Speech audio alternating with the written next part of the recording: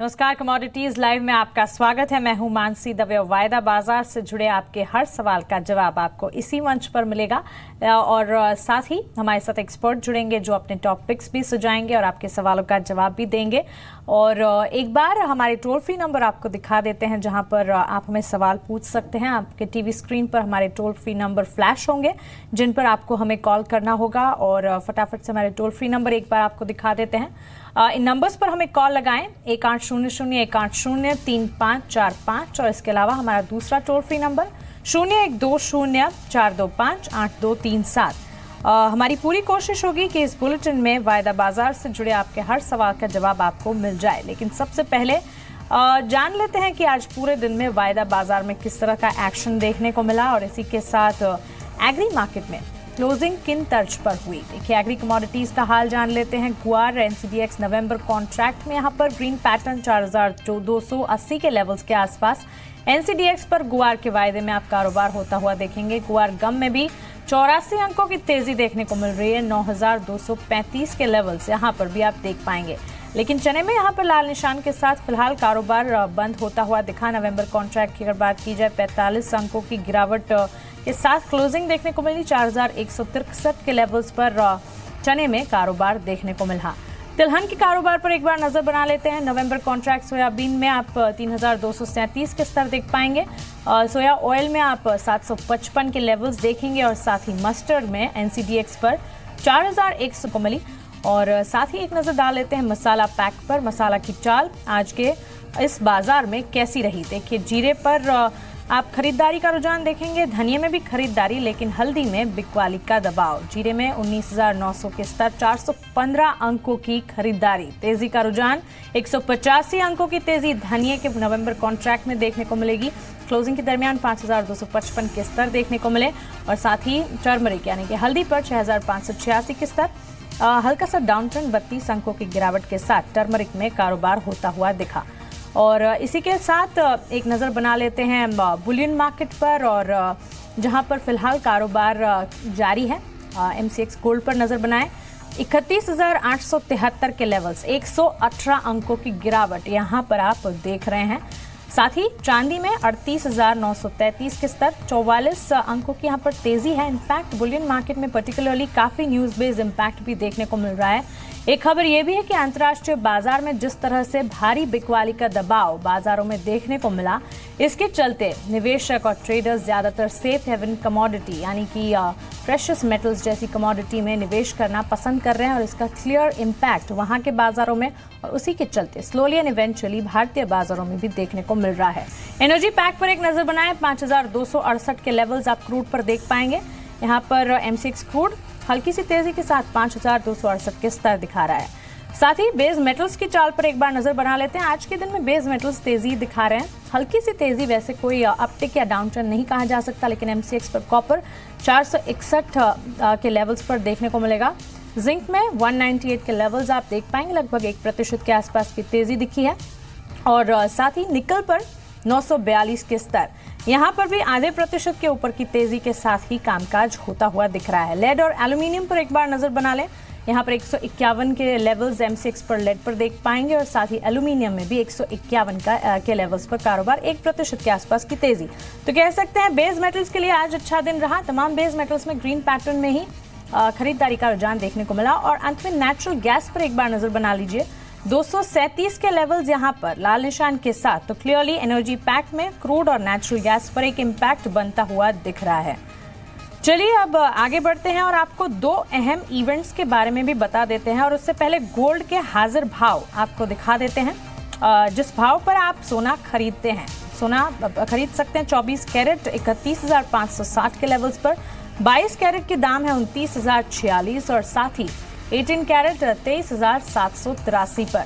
तो ये थे गोल्ड के स्पॉट प्राइस और दो अहम इवेंट्स जिसने वायदा बाजार को, कमोडिटी मार्केट को आज काफी हद तक एक्शन देने का काम किया। सबसे पहले तो एनएसई की कमोडिटी मार्केट में एंट्री आज हो गई और शुरुआत सोने चांदी के वायदे के साथ हुई। और बीएसई पर अक्टूबर के पहले हफ्ते में ही कह सकते हैं कि कमोडिटी मार्केट में बीएसई ने एंट्री कर ली थी और आज के दिन एनएससी पर भी कमोडिटी मार्केट की एंट्री हुई, तो एक डेवलपमेंटल स्टेप, अच्छा स्टेप देखने को मिला। और इसी के साथ अगस्त के आईआईपी और सितंबर के सीपीआई महंगाई के आंकड़े, इसका इंतजार है।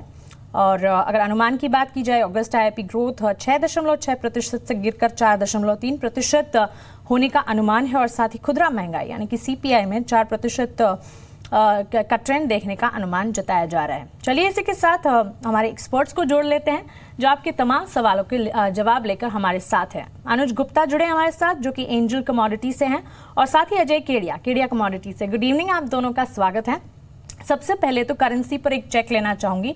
अनुज, आपको क्या लगता है, करेंसी में डाउन ट्रेंड पैटर्न दिख रहा था और आज एकाएक शानदार तेजी का माहौल, मजबूती के साथ रुपए में ओपनिंग भी अच्छी हुई। इनफैक्ट इंटरनेशनल मार्केट से भी ऐसे कोई क्यूज नहीं दिख रहे थे कि गिरावट का ही रुझान था, लेकिन रुपए ने विपरीत कारोबार किया और कुछ हद तक मजबूती का ही रुझान दिखा। कितनी टिकाऊ है ये मजबूती? देखिए, रुपये में जो हमने आज मजबूती देखी है, मुझे लगता है कि थोड़ा सस्टेन कर सकती है, मगर इम्पॉर्टेंट ये है कि जो एक स्ट्रॉन्ग सपोर्ट लेवल है करीबन 73.50 उसके नीचे ब्रेक करें। हालांकि हमने पिछले आज और कल में जो गिरावट आती हुई देखी है, जो एक स्ट्रांगनेस इंडियन रुपी में आई है, उसका असर अगर हम देखें तो डॉलर में वीकनेस देखी है, क्योंकि हमने डॉलर के डेटा देखे थे थोड़े नेगेटिव आए थे, जिसकी वजह से डॉलर में वीकनेस देखने को मिली है, उसका असर यहाँ पर देखने को मिला है। हमें लगता है कि 1 या 2 दिन और आगे एक्सटेंड हो सकती है। इंपॉर्टेंट है कि 73.50 के नीचे मार्केट क्लोज करे और साथ में जो हमारी इक्विटी मार्केट है या जो डेटा है हमारे, वो थोड़े पॉजिटिव आते हुए अगर दिखाई देंगे तो अगेन इसमें जो स्ट्रेंथ है वो लौटती हुई दिखाई देगी।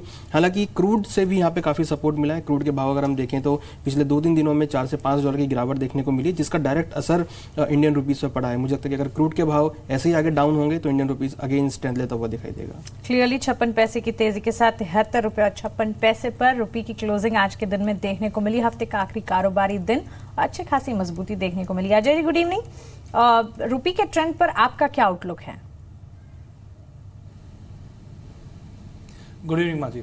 डेफिनेटली कल के सेशन में हमने काफ़ी अच्छा एक लो दिखते हुए देखा, बट जो रिकवरी आई है वो काफ़ी शार्प आई है। मुझे लगता है कि इंटरनेशनल में भी डॉलर इंडेक्स में हमने देखा कि 95-50 के ऊपर सस्टेन नहीं कर पा रहा है, तो कहीं ना कहीं मुझे लगता है डॉलर इंडेक्स में प्रेशर है, उसी का असर है यहाँ पे रुपये में जो रिकवरी आई है। आई थिंक नीचे में मुझे लगता है कि अगर फ्यूचर्स की बात करें तो 73.20 तक का भी लेवल अगले हफ्ते में देखने मिल सकता है। ओवरऑल मुझे लगता है जो डाउन साइड आना था रुपये में, टाइम बिंग गवर्नमेंट के भी एफर्ट्स हमने देखे, कस्टम ड्यूटी में बढ़ोतरी आती हुई देखी है, तो कहीं ना कहीं मुझे लगता है कि 72-70 तक के भी लेवल अगले हफ्ते में देखने मिल जाएंगे रुपए में।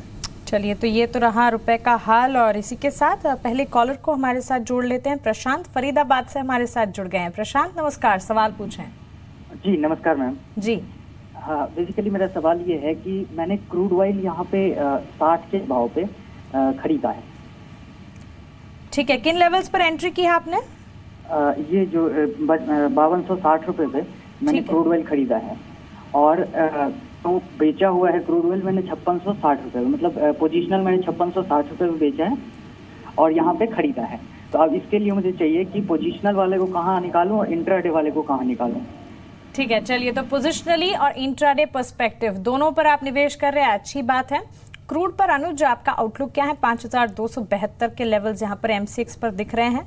जो क्रूड में उबाल देखने को मिला था वो धीरे धीरे अब कम होता हुआ दिख रहा है, which is a positive again, currency की तरह ही। प्रशांत के लिए राय क्या रहेगी? देखिए, जैसा इनका पोजिशनल सेल है तो मुझे लगता है कि इनको होल्ड करना चाहिए, और हमें लगता है कि नीचे जो टारगेट लेवल रहेगा करीबन 5200 से लेकर 5180 तक, मीन समवेयर अराउंड, अगर हम डॉलर टर्म्स में बात करें तो करीबन 69 से लेकर $70 WTI में देखने को मिल सकता है। और जिनका पोजिशनल इंट्राडे के लिए उन्होंने बाय किया है, हमें लगता है कि अगर थोड़ा बाउंस बैक मिलता है करीबन 5310 के आसपास तक, तो वहाँ पर एग्जिट कर सकते हैं। हमें लगता है कि क्रूड के अंदर सेल ऑन राइज की मार्केट रहेगी, तो एक्सपेक्टेड है कि अगर भाव ऊपर आए तो बाइंग से निकल जाए और सेलिंग की पोजीशन को होल्ड करके चलें। चलिए, तो फिलहाल सेल ऑन राइज की स्ट्रेटजी यहाँ पर मिल रही है क्रूड ऑयल अक्टूबर कॉन्ट्रैक्ट के लिए। देखिए यहाँ पर 5320 के लेवल्स पर आप सेल कॉल इनिशिएट कर सकते हैं। 5380 का एक स्टॉप लॉस लगाना होगा, 5230 के आप टारगेट्स देख पाएंगे। MCX पर क्रूड 5269 के लेवल्स पर फिलहाल कारोबार करता हुआ दिख रहा है। और अंतर्राष्ट्रीय बाजार में क्रूड पर एक बार नजर बना लेते हैं, जहां पर 84-85 के लेवल्स देखने को मिल रहे थे, वहां कुछ ट्रेडिंग सेशन से अब क्रूड धीरे धीरे शांत होता हुआ दिख रहा है। $80 के करीब वहां पर कारोबार ब्रेंट क्रूड में देखने को मिल रहा है। अगले सवाल की तरफ बढ़ते हैं। मिहिर हमारे साथ अहमदाबाद से जुड़ गए हैं। मिहिर नमस्कार, सवाल पूछे अपना। नमस्कार, मेरा सवाल एनजी पे है। मैंने 240 के भाव से बेचा हुआ है 20 लॉट, और एक निकल के बारे में पूछना चाहता हूँ, बाय करना चाहता हूँ, कहाँ किस प्राइस से बाय करूँ? ठीक है, एक तो नेचुरल गैस और साथ ही निकल में भी आपने पोजीशंस बनाई है, राइट? नहीं, निकल में बनाना चाहता हूँ। निकल में आप निवेश करना चाहते हैं। Ajay ji, natural gas current market price 236 के लेवल्स दिख रहे हैं, आधे % के ऊपर की गिरावट है।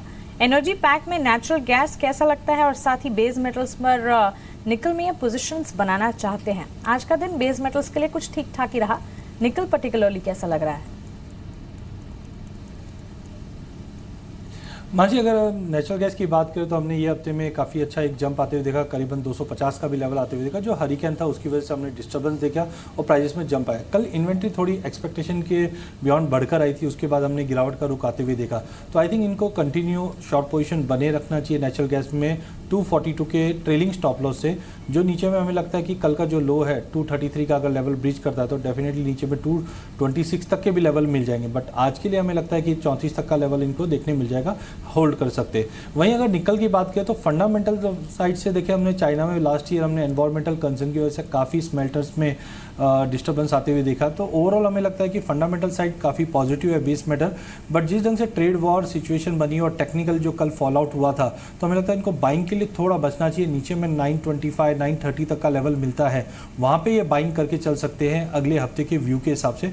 इंट्राडे में मुझे लगता है कि वापस एक गिरावट का रुख मिल जाएगा बेस मेटल में, खास करके अगर निकल की बात करें तो हमें लगता है 945 के करीब बेच सकते हैं इंट्राडे के लिए, जो 930 तक का लेवल शॉर्ट टर्म में देखने मिलेगा। चलिए, तो क्लियरली ये आपको राय फिलहाल मिल रही है नेचुरल गैस पर और साथ ही निकल पर। अक्टूबर कॉन्ट्रैक्ट नेचुरल गैस पर आप सेल कॉल इनिशिएट करके चल सकते हैं। 244 का एक स्टॉप लॉस लगाना होगा 235 के टारगेट्स के लिए। अनुज, निकल की तो बात हमने की, लेकिन अगर बेस मेटल्स की चाल पर एक बार नजर करें, और कौन सा मेटल है जहां पर निवेश करने के बारे में फिलहाल सोचा जा सकता है?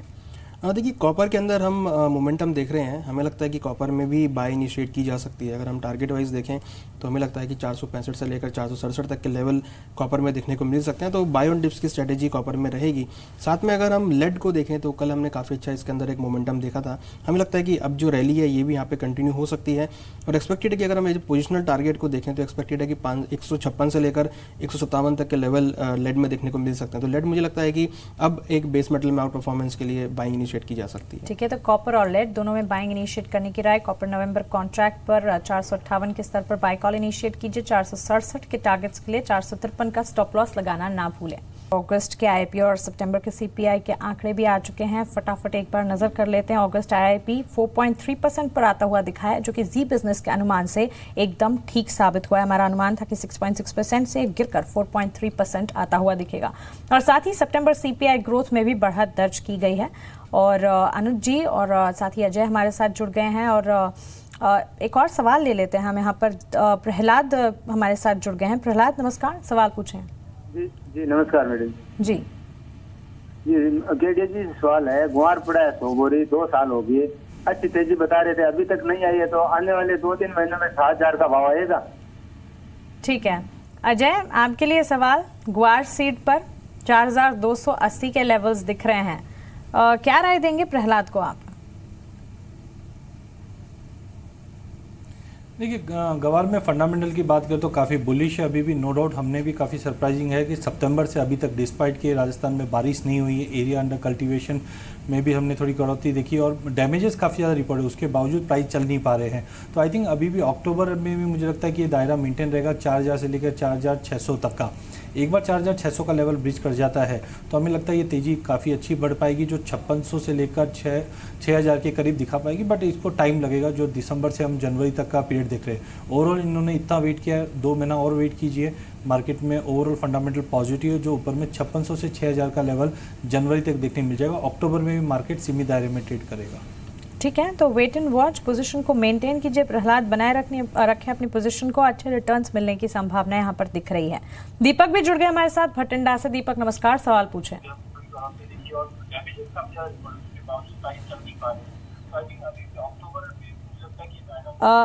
दीपक, आपको मेरी आवाज आ रही है? हेलो, हाँ जी बताएं। जी नमस्कार।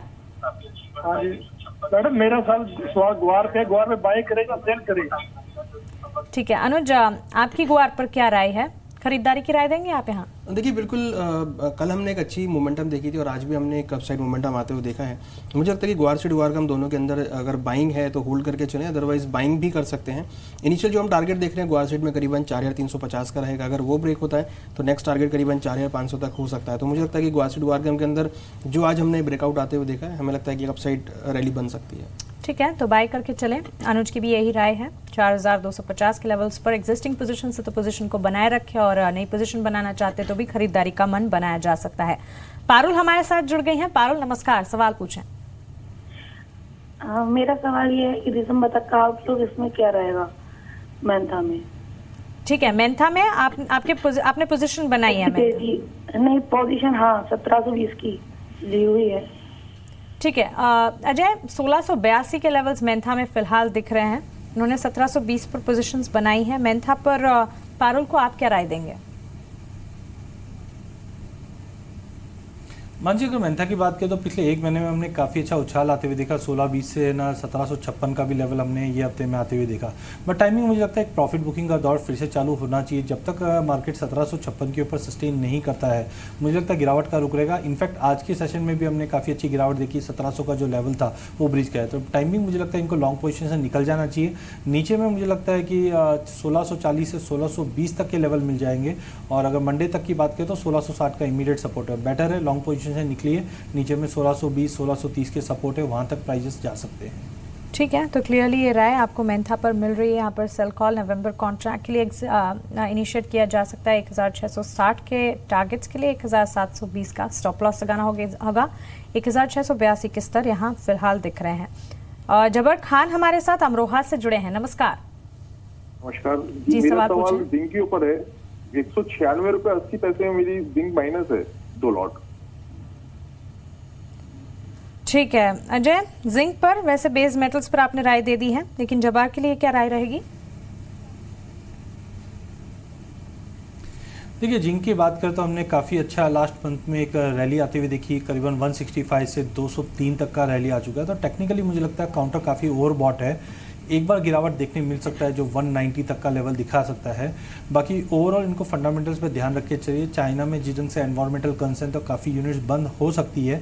अगर ये 202 के ऊपर प्राइजेस सस्टेन करते हैं तो बिल्कुल स्टॉप लॉस करके निकल जाइए। अदरवाइज मुझे लगता है 192 तक के लिए वेट कीजिए। 202 के स्टॉप लॉस से होल्ड करके चलिए शॉर्ट पोजिशंस। ठीक है, महेश जुड़ गए हमारे साथ मंदसौर से। नमस्कार, सवाल पूछें। दोनों एक्सपर्ट से सवाल है सर, सोयाबीन में क्या लग रहा है सर? यहाँ से आज थोड़े बहुत रिकवर हुआ है तो सर सोमवार को क्या लग रहा है भाव? तो जी बिल्कुल, आपको राय दिलवा देते हैं। एग्री कमोडिटी की तरफ बढ़ते हैं। सोयाबीन की चाल पर एक बार नजर बना लेते हैं। थोड़ी सी रिकवरी देखने को मिल रही है 3237 के स्तर। अनुज, सोयाबीन पर आपकी राय क्या होगी? देखिए सोयाबीन में हमने काफ़ी दिनों के बाद एक अच्छा बाउंस बैक आते हुए देखा है। इवन अगर हम पूरी ऑयल सीड पैक में देखें तो एक अपसाइड मोमेंटम रहा है। हमें लगता है कि मंडे को भी मार्केट थोड़ा पॉजिटिव रहेगा। और अगर हम वेरी शॉर्ट टर्म टारगेट की बात करें तो हमें लगता है नवंबर वाला करीबन 3280 से लेकर 3300 रुपये तक के लेवल दिखा सकता है। तो बाइंग साइड का ट्रेड हमें लगता है सोयाबीन में लिया जा सकता है। ठीक है अजय, आप भी बाइंग साइड का ही ट्रेड बताएंगे। मंडे को पॉजिटिव टारगेट्स यहाँ पर दिखेंगे? नहीं मान जी, मुझे लगता है कि मार्केट में करेक्शन का दौर फिर से चालू हो जाएगा। जिस ढंग से एमपी में हमने देखा भावांतर योजना में थोड़ा डिले होने की वजह से फार्मर्स काफ़ी अराइवल्स नहीं लेके आ पा रहे, इसकी वजह से प्राइजेस में जंप आया है। मे भी 32, 50, 60 तक का एक लेवल दिखा सकता है। बट करीबन आज की डेट में 5 लाख बोरी के आसपास की आवक रही है एमपी बेल्ट में टोटल। तो मुझे लगता है अगले हफ्ते में आवक बढ़ेगी और ये प्राइजेस को 3200 का लेवल तोड़ सकता है, जो नीचे में मुझे लगता है 3140, 3150 तक का लेवल दिखाएगा। तो बेटर है, हो सकता है 20-30 रुपये की तेजी देखने मिल जाए, बट वो तेजी पे लॉन्ग से एग्जिट करना चाहिए और बेच के चलना चाहिए। अराइवल्स आने वाले दिनों में और बढ़ेगी। ठीक है, तो सोयाबीन पर सोमवार को अजय का मानना है कि यहाँ पर हो सकता है कि जो रिकवरी मोड आया है वहाँ से कुछ हद तक डाउन ट्रेंड देखने को मिले। और जिनकी एग्जिस्टिंग पोजीशन से नवंबर कॉन्ट्रैक्ट के लिए सेल कॉल इनिशिएट किया जा सकता है। 3210 के टारगेट्स के लिए 3285 का स्टॉप लॉस लगाना ना भूलें। 3233 के स्तर फिलहाल हम देख रहे हैं। तो फिलहाल इतने ही सवालों को शामिल कर पाऊंगी कमोडिटीज लाइव में, लेकिन कमोडिटी वायदा बाजार में निवेश का नजरिया अगर आप बना रहे हैं तो हमारे पास रैपिड फायर कॉल्स। चलिए शुरुआत करते हैं अनुज से। अनुज, आपकी रैपिड फायर कॉल क्या होगी? हमारी रैपिड फायर कॉल में सबसे पहले हमने सिल्वर को चुना है। हमें लगता है कि सिल्वर को बाय करके चल सकते हैं। इनिशियल टारगेट 39,200 से लेकर 39,300 तक हो सकता है। जी बिल्कुल। अजय, आपकी रैपिड फायर कॉल?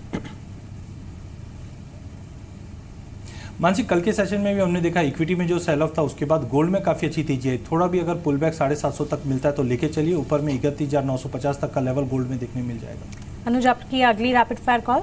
लास्ट हमारी rapid fire call base metal में रहेगी, जहां हमने निकल को बाय रेकमेंड किया है। हमें लगता है निकल को बाय कर सकते हैं। पोजिशनल टारगेट 980 तक हो सकता है। चलिए, तो ये तो है रैपिड फायर कॉल जहां पर निवेश का नजरिया बनाया जा सकता है। उम्मीद है आपको आपके सारे सवालों के जवाब मिल गए हैं। अनुज और अजय, तमाम जानकारी के लिए और हमारे साथ जुड़ने के लिए आपका शुक्रिया। कमोडिटीज लाइव में फिलहाल इतना ही, लेकिन आगे खबरें ढेर सारी हैं। बने रहें जी बिजनेस के साथ। नमस्कार।